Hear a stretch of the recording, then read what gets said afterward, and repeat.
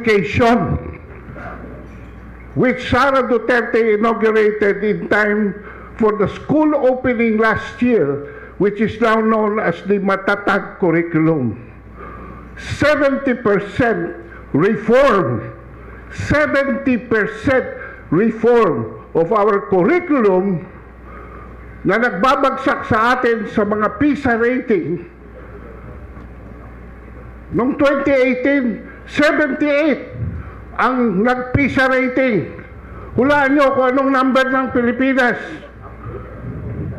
among 78 contestants. 78. Noong 2021, hindi natuloy dahil sa COVID, 2022 early, nag-PISA rating. 81 ang nag-participate. Hulaan nyo kung anong rating ng Pilipinas. 78 pa rin. We were number 78 out of 81 participants. Kaya itong Matatag curriculum reforms, overhauls 70% of your children and your grandchildren's curriculum in the public school. That is how revolutionary the achievement of Sara Duterte is.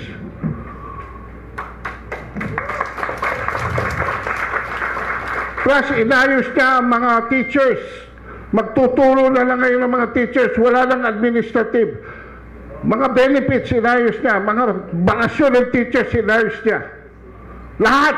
Wala nang gagawin si Sani Angara kundi to make sure that the Matatag program is fully implemented by 2028. So, anong gagawin ni Angara? Bantayan na lang ang budget.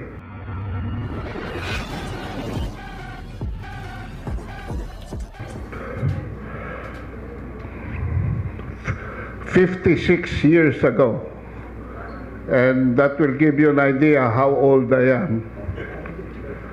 I was elected president of the College Editors Guild of the Philippines here in Cebu City.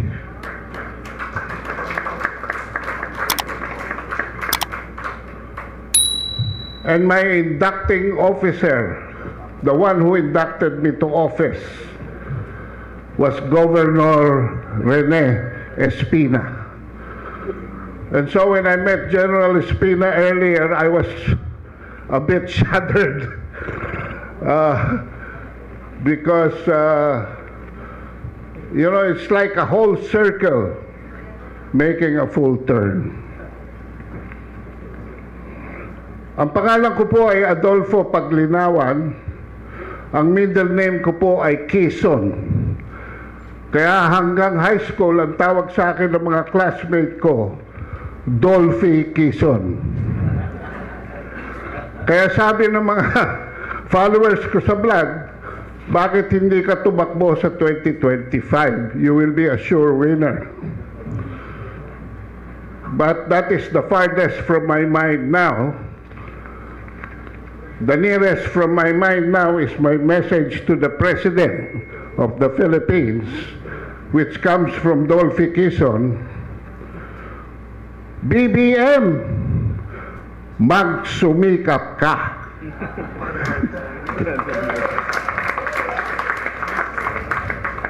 Dahil ang trust rating mo 31% lamang, which is only 49% of Inday Sara. 49%. 63 si Inday Sara. Net trust rating. This was June 17 to 24 Pulse Asia. This was before the SONA. The SONA, which was a catastrophe, because it was, the SONA became the state of no achievement for the President. And the longest part of his speech were the achievements of Sara Duterte as Secretary of Education, which Sara Duterte inaugurated in time for the school opening last year, which is now known as the Matatag Curriculum. 70% reform, 70% reform of our curriculum na nagbabagsak sa atin sa mga PISA rating. Noong 2018, 78 ang nag-PISA rating. Hulaan nyo kung anong number ng Pilipinas among 78 contestants. 78. Noong 2021, hindi natuloy dahil sa COVID, 2022 early, nag-PISA rating. 81 na nag-participate. Hulaan nyo kung anong rating ng Pilipinas. 78 pa rin. We were number 78 out of 81 participants. Kaya itong Matatag Curriculum reforms, overhauls 70% of your children and your grandchildren's curriculum in the public school. That is how revolutionary the achievement of Sara Duterte is.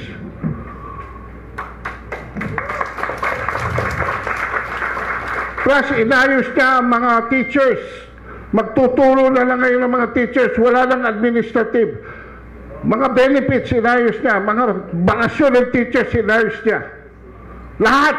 Wala nang gagawin si Sani Angara kundi to make sure that the Matatag program is fully implemented by 2028. So, anong gagawin ni Angara? Bantayan na lang ang budget.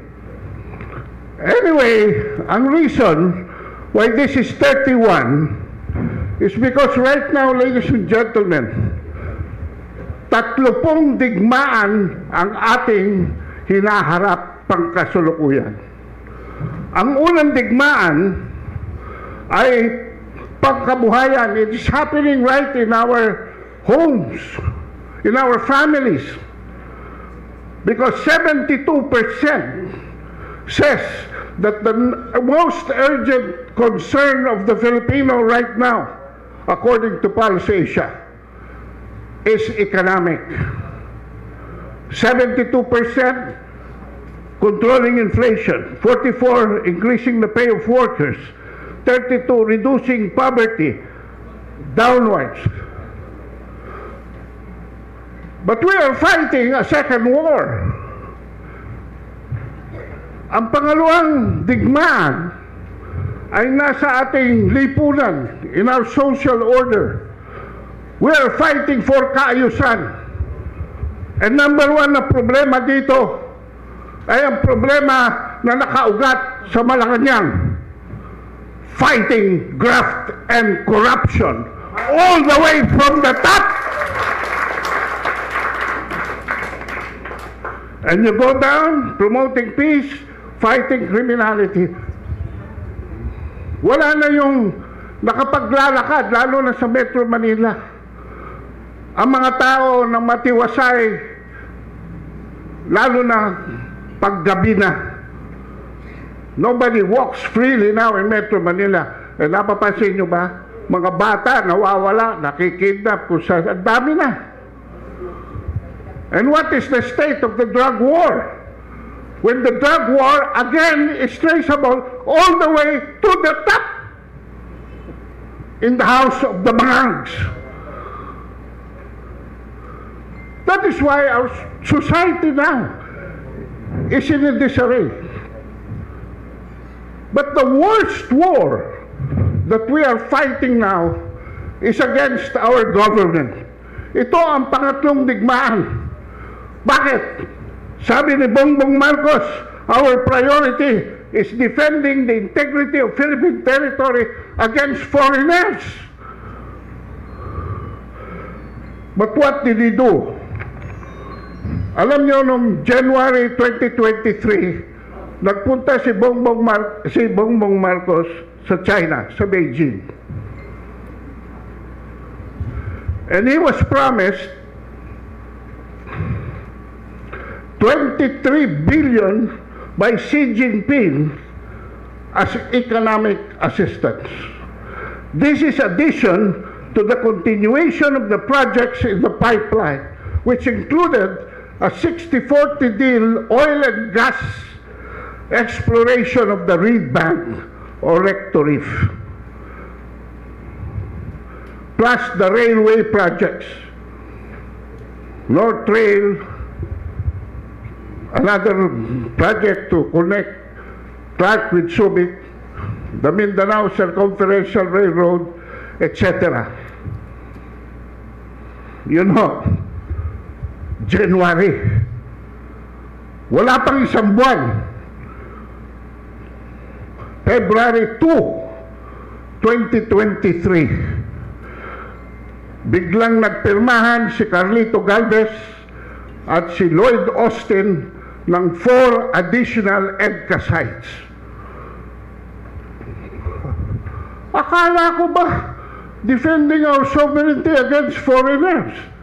But he gave another 4 military sites to the Americans, in addition to the 5, of which Mactan is 1. Pinapasok niya ang mga banyaga.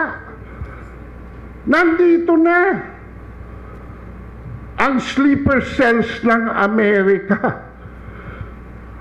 At kanina, nasabi, nagdala na nga ng Typhoon missile system that is capable of launching Tomahawks 2,500 kilometers radius, which means pwede nating i-Tomahawk ang Malaysia, Indonesia, Singapore, Brunei. Pwede nating i-Tomahawk ang Laos, Cambodia, Myanmar, Vietnam, Thailand. At higit sa lahat, pwede nating i-Tomahawk ang China at North Korea. And when that happened, as Kamentong said, Vladimir Putin joined the fray. So ayan na po ngayon. 3 bansa na ang nakabantay sa atin. China, Russia, and North Korea. Bangag din ho yung leader ng North Korea. Baka magkaroon ng gera, bangag versus bangag.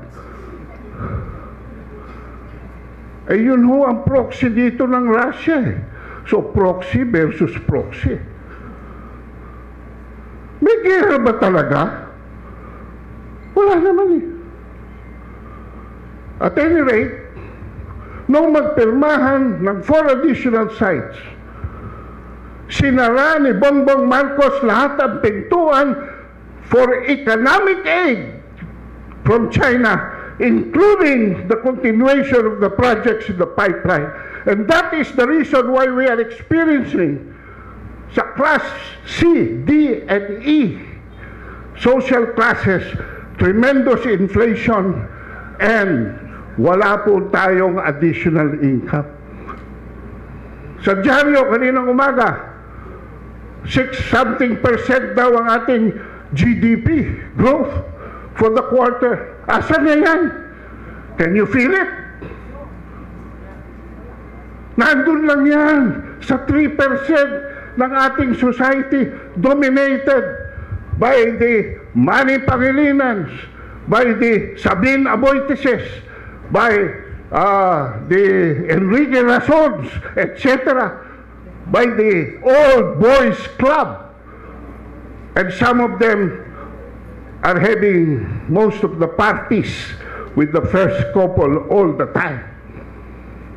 Sila lang ang nakikinabang. But let us compare what the U.S. has given us. 500 million US dollars, $1.5 billion.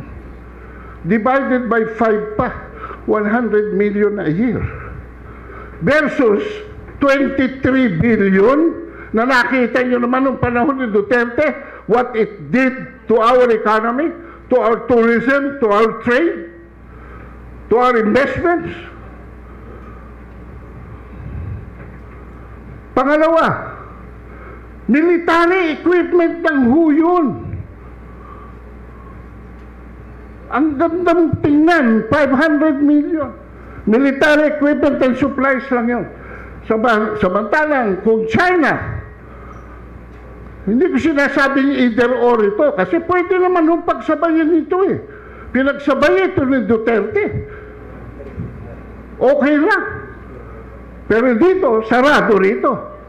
But if we follow the left template, that would be an economy that can afford a military modernization. We don't need to get money from any other country. Just as what happened during the time of Duterte. Tayong bumili ng missiles from India, tayong bumili ng helicopters from North Korea, etc., etc., etc., to modernize our army, our military. Delivery in kind, no economic benefit for the country sa US. Ito, new money, new investments that can afford, that can spur development and shield inflation. Alam niyo ba ngayon mga kabansa, kanina minention in passing ni Camento that we had 2 million tourists. In fact, to be exact, 1.7 in 2019 and 0.9 in 2018. Total, 2.7 million tourists from China. Ngayon, 2 years, wala pa hong 500,000. Why? May quota ngayon ang Chinese visas issuance to the Philippines. At alam nyo ba nangyayari? Bina-black market pa nila. So from tens of possible tens of millions, hundreds of thousands na lang. One tourist spends $1,000 US. So kung 2.7 yun, tama si Camento, $2.7 billion. One tourist creates 2 jobs. That's why in my trip to Cebu now, I would like to congratulate the Secretary of Tourism, Frasco, for her fiasco.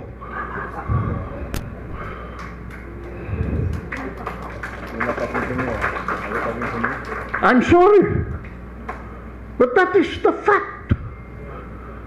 Why is Frasco incapable of convincing Malacanang that there should be more tourists? Kasi ang estimate ko, dapat nagpo 4 million tourists na sa Pilipinas ang Chinese as of now. Pag ganun hindi. Ginanon ng Duterte, ginanon under Frasco. So you just demand an accountability from your own governor and her daughter.